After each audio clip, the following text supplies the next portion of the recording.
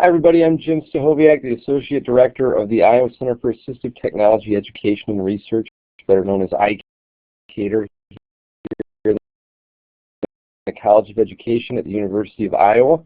And we're doing our app webinar as we do every week on an assistive technology related app. Today we're going to talk about this one right here. This is called ReadIris.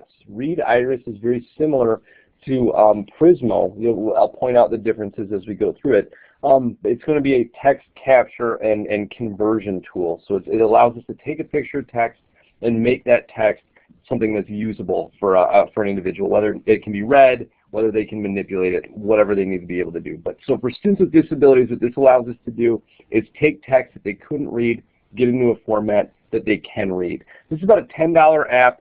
This is what it looks like here. Let's open it up and take a look at how ReadIris works. So this is your main page for ReadIris. If you want to take a picture of text, you would simply tap on this button here, which shows the plus for multiple pages, and you can either take a photo, or if you have a picture, an image of text from something else, you can bring it in to your iPad. You save it in your photos. You can pull it in from there as well. So if I choose take a picture, I'm going to find an article, this article that's on my desk.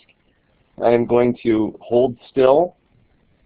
I have decent lighting. I'm going to take a picture, and then I'm going to say use photo. So now it's reading the image. It'll pull it up there and give me a site. It's going to analyze the image. It's going to see how it should look. Now I can go in and I can tap on that. And what this is going to show me now, sometimes it's difficult to tap on it and have it open. So let's try opening that up. Sometimes you have to double tap on there. What this shows me now, and I'll zoom in a little bit, is it shows me zones. So if you're familiar with Kurzweil and how that works, or tagging a PDF and how that works, this is going to be very similar. If you see something that's orange, that indicates that it's a text zone. If you see something that's blue, that indicates that it's an image zone. With this picture, it's obviously found a lot of things that aren't actual text. So we can get rid of those. You just tap in the zone to activate it. It doesn't want me to activate right now. Sometimes it's a little bit finicky with how it responds. Let's open that back up, see if we can tap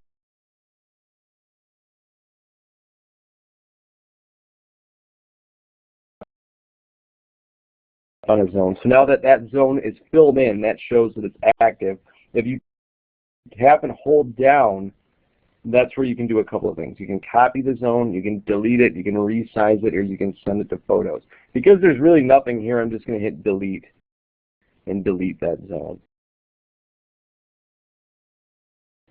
I'm going to zoom in on this. I'm going to activate another zone, and we'll delete that as well.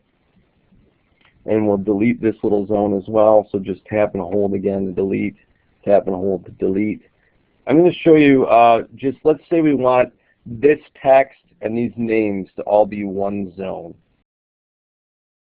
Actually, a better example, I suppose, would be this text with this text down here. So I'm going to delete the second zone, and now I can resize that first zone to include this. And so to do that, I tap on the zone, then I tap and hold on the zone, and I hit resize.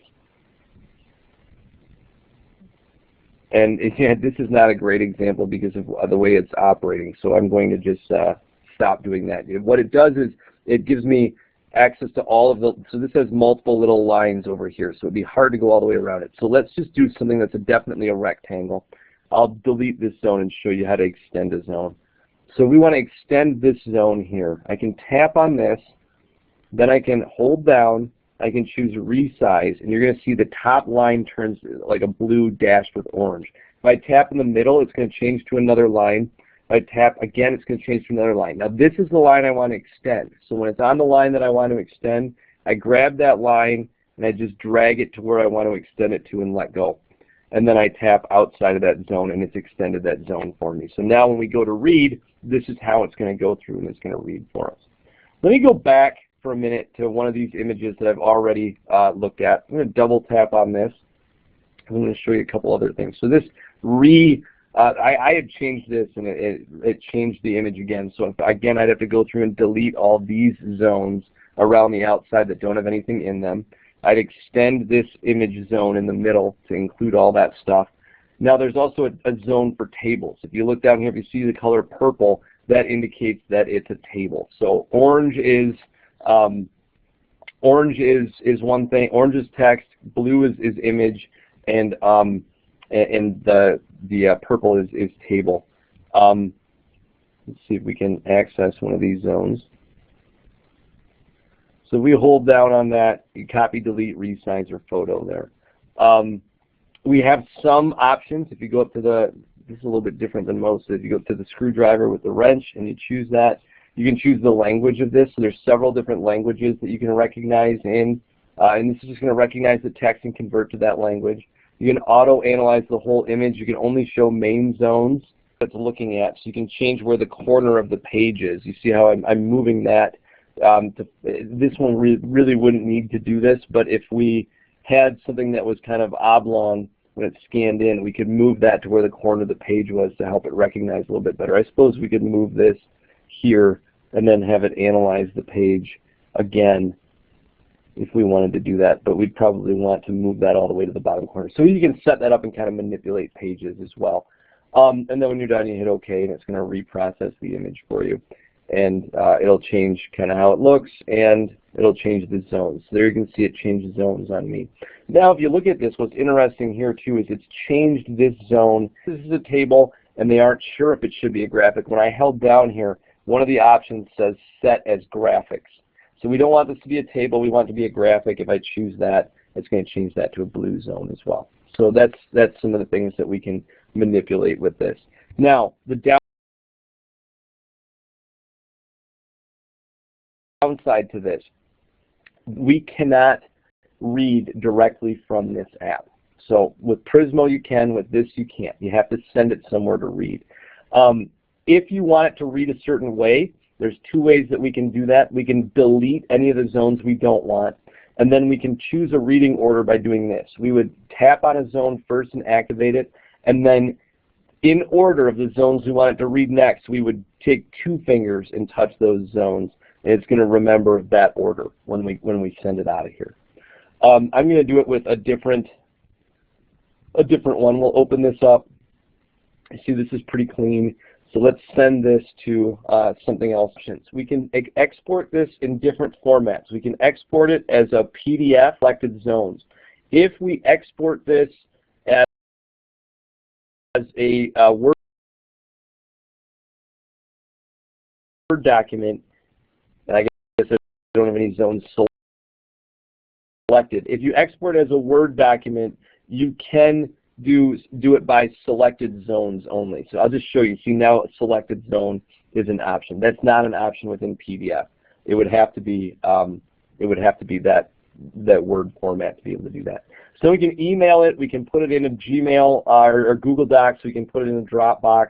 Or if you hit Open In, this is where it might be helpful to read. You can hit Recognize the Page. Then you can choose a text reading software app to run it through. So in just a second, when it recognizes the page and creates the document, you can see here we could open it within something like Voice Dream Reader. So if I choose Open in Voice Dream Reader, it's going to take me to Voice Dream Reader.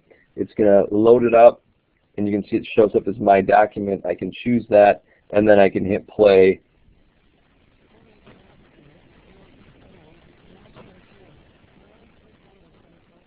And it'll go through and it'll read when it's in there. So there's an extra step added with this than within Prismo, as you saw, and there can be some issues with that extra step. But it's a pretty good app. Again, to use it effectively, you've got to have a steady hand, you've got to have good lighting, and you have to have something higher than an iPad 2. An iPad 2's camera will not work. iPhone cameras will work pretty well, but an iPad 2 will not work. You have to have an iPad with Retina display or a iPad Air to be able to use this.